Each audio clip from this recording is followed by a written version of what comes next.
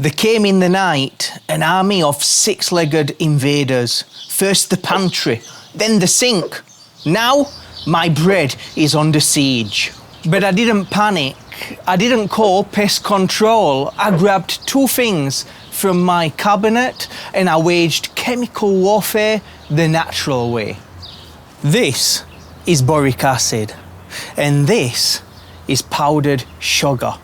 Harmless looking, right? But when combined in the right ratio, you have a powerful Trojan horse that will enter and wipe out the entire colony from the inside out. And unlike sprays that kill on contact, this is strategic, it's surgical. The ants take it home with them, causing utter devastation. Here's how to do it right and get that ratio in the sweet spot. Come, let's have a look. We're also going to talk about some of the limits that I've run into when using boric acid as a natural ant poison and when it might be time to call it a day and give up and go nuclear.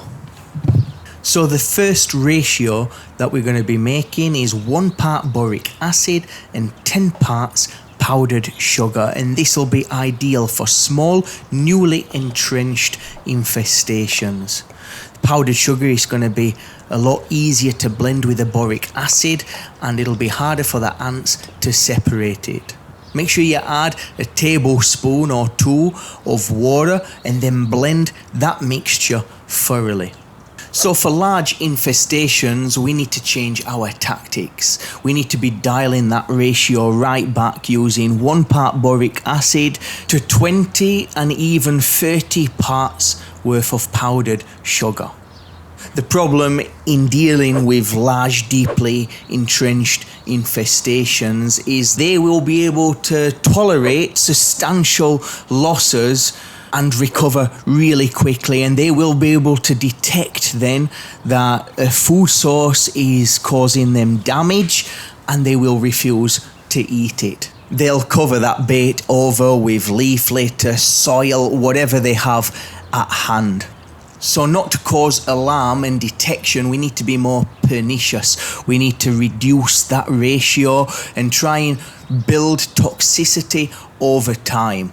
Now this can be a real challenge, a challenge on our patience and mental health. You've got to be as industrious as an ant. You'll need to closely monitor your traps that you've put down, replenishing them if the mixture's crystallized or if it's being eaten. If you're seeing soil in there, it means that they're detecting that boric acid and you'll need to dial the ratio a little further back. It can be really discouraging and require a lot of consistency, and in those situations where your plants are suffering, maybe they're getting dug out or you got a severe infestation in your house, I don't recommend it. I think in those cases, to save yourself pulling your hair out and get the job done a lot quicker, use a dedicated ant side. A dedicated ant bait will clear up your problem a lot quicker, even though I always like to do things as naturally as possible firsthand. In those situations, those ant infestations can be pretty difficult to eradicate, and I'd love to hear what you guys think about that in the comments. So right here in our planter, we have a colony, quite a nuisance. It's quite large.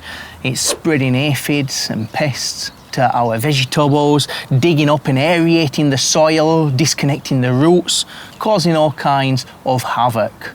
We've placed our bait down and within 24 to 72 hours, we're going to start seeing a lot less ants. So what is happening here? Well, the sugar is drawing the ants in. It's the bait. The boric acid messes with their digestive and nervous system.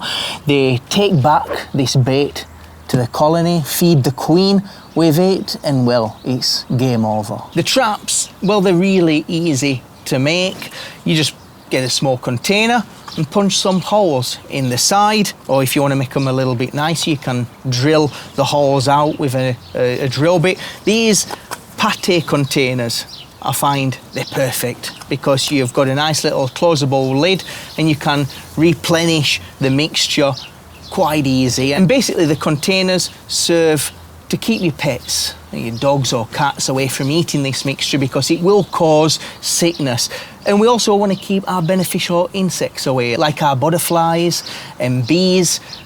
If they eat this mixture, they're going to die too, and well, we don't want that. And it also serves to stop the mixture drying out and crystallizing too quick, especially on your warm days. The mixture can thicken up and dry out pretty quick.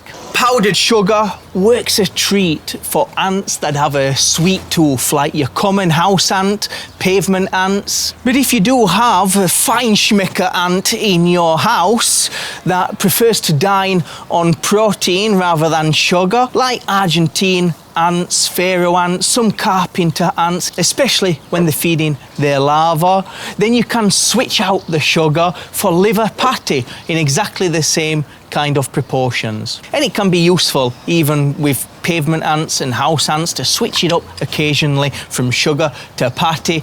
Keep them little critters guessing. Never let them know your next move. If you've got any of your favourite recipes to share on how to deal with ants naturally, then make sure to let us know in the comments below. If you liked this video, then make sure you hit that like button, subscribe for future videos, and if you want a really cool t-shirt, now forget the t-shirt, hit that bell notification so you don't miss any future uploads. Until next time, I'll see you.